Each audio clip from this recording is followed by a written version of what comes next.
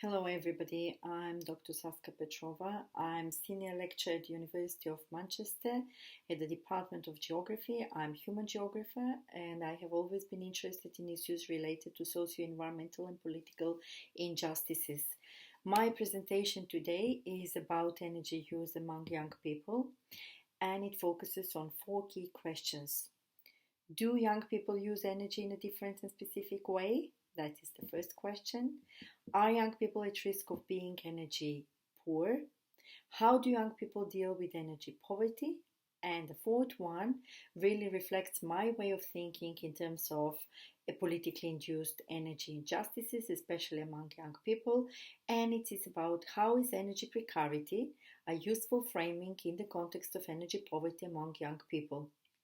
At the beginning of the presentation, I would like to explain that young people could be understood as a socio-demographic that includes people between 18 and 35 years old. Before we focus on the first question, it is important to say a few words about the lifestyle of young people. Often, young people are enrolled in full or part-time education, but also they can be characterized by unstable and transient housing and employment patterns. In terms of energy consumption, young people spend a lot of time using communication and IT appliances. This has been demonstrated by a survey that polled 18 to 25-year-old people to find out what they consider most important to maintain a good quality of life. Interestingly, 69% of the respondents chose an internet connection, placing it second in the list ahead of essential services including daylight and hot water. Web users who replied to the survey said that they go online at an average of 78 times a day, which indicates the extent to which the internet has become a big part of daily life. Another survey undertaken by the UK Energy Saving Trust that included young people again has shown that many of their respondents noted that they cannot read electricity bills, but they are very much interested in engaging with smart technologies. This means that young people may have different priorities in terms of energy services, but still innovative socio-technological solutions are needed to increase young people's awareness of their energy consumption in general.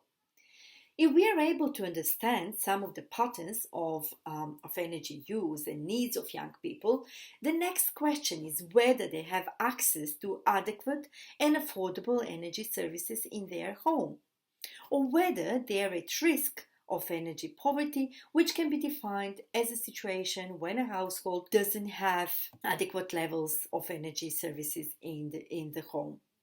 Traditionally, young people have not been considered to be energy poor. Usually, the group of deserving energy poor includes households of older people and families with small children or people with long-term illnesses.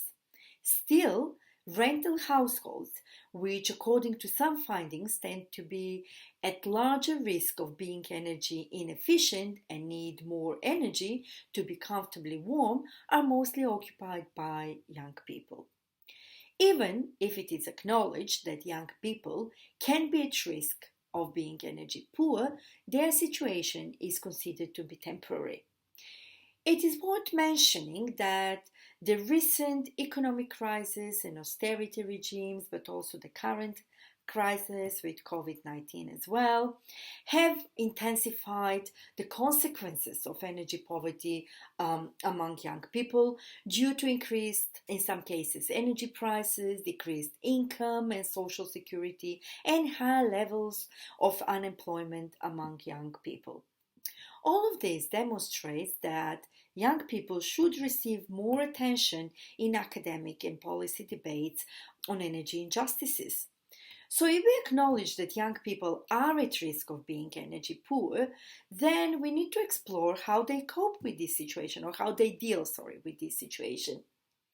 The following evidence that I'm going to present here is from several projects that have explored the relationship between young people and energy use. The projects have been undertaken in the UK, Greece, Poland, and Czechia. As part of these projects, we have monitored the daily energy consumption of selected households of young people over specific time periods, usually during the winter heating season, or in some cases, like in Greece, during the summer cooling season as well. As part of these projects, we also measured indoor energy temperatures and monitored the use of different energy services, such as heating, showering. We also checked the use of energy by specific appliances, such as laptops, TVs, hoovers, and so on. Some of our evidence has showed that in order to keep lower energy bills, some of the selected households have limited the use of heating in terms of switching on the heating only for a few hours daily and or heating only particular rooms. This has resulted in overall very low indoor temperatures, and many respondents have reported different types of discomfort. Respondents have emphasized the importance of collective agencies as a means to overcome the situation. When asked whether they have done anything in terms of complaining to landlords about, for example, issues related to the low energy efficiency of their house, or more broadly about the regulation of the rental properties, many of them were skeptical in terms of whether there is much that can be done about this. So there are a few quotes in my presentation that reflect this skepticism. Based on this brief discussion, we can conclude that there is still a lack of research about energy use and energy poverty, or precarity, as I have used it in my research, among young people. Also, it should be recognized that energy poverty is conditioned by a complex set of infrastructural and socio-political factors. And I would like to come back to some of those factors, and I would like now to say a few words why I think it's important to use, or why I have decided to use the term of energy precarity. So, energy poverty is often tackled as a domestic issue via politics of household responsibilization. So, everything is about the household, the income of the household, the energy efficiency of the house, or the energy bills that household need to pay. And the home in this case, or in the research on energy poverty, has often been seen as apolitical and almost disconnected as well. There tends also to be the process of vulnerabilization of energy poor people, which in a way or sometimes can neutralize their energy. Or that means if you're vulnerable, you can be just a receiver of help rather than as someone who can use their energy to achieve something or to deal with the situation by using their own agency. Energy and social science scholarship has rarely paid attention to the political and structural nature of the economic and spatial interdependencies that drive energy deprivation in the home. I have spent a lot of time trying to find a term that can not only describe the condition of energy poverty, but can also give us some space, or give us an opportunity to discuss the agency of those who may be at risk of becoming energy poor, and talk about their resistance and their struggles.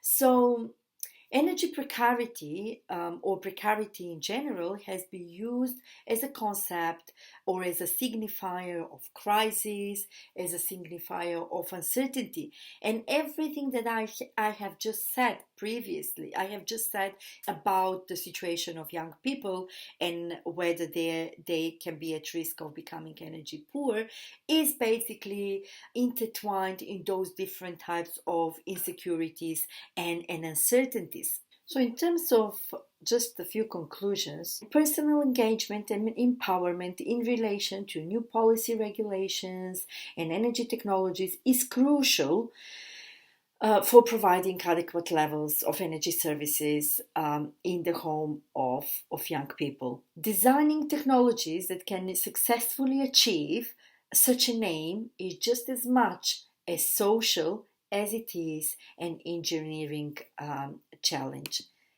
Thank you very much. If you have any questions, you can contact me by email, or you can follow me on Twitter. My email address is saska.petrova@manchesteracuk.